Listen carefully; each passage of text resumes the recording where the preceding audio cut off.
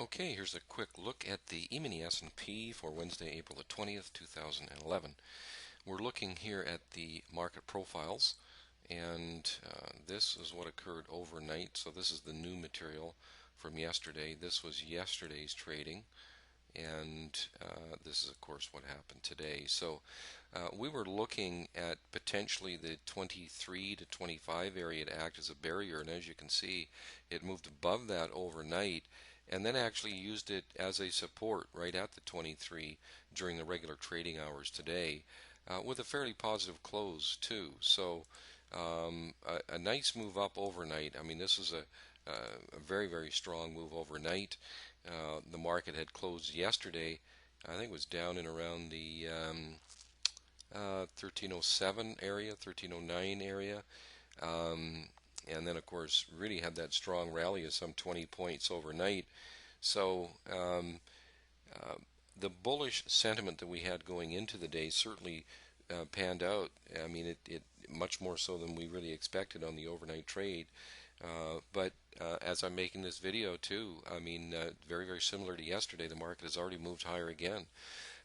And the next target up there is in around 1338 with 1323 at support. So the market is certainly more prone to be going up higher than lower right now. Here's the market profiles from the regular trading hours only.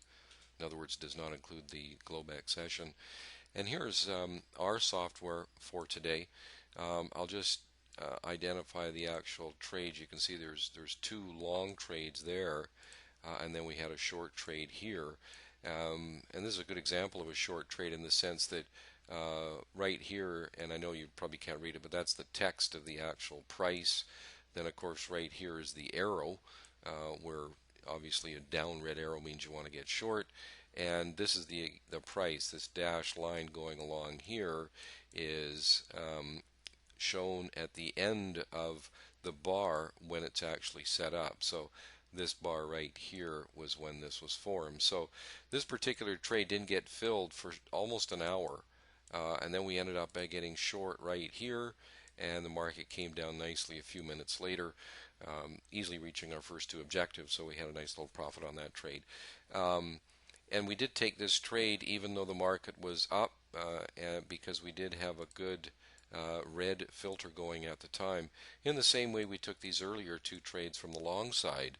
Both of these trades worked out well.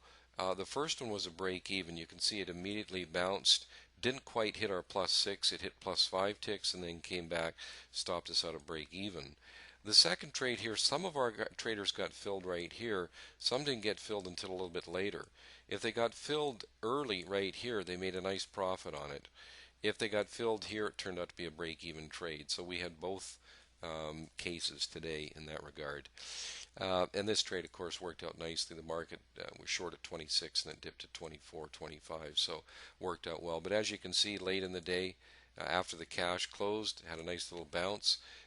And already, right now, as I'm making this video, which is about an hour or two after, let's see, about an hour, almost 2 hours after the market closed, the market is already trading up above 1334. So, you know, it's from this little move down here at 27, that's a 7-point move since the cash closed.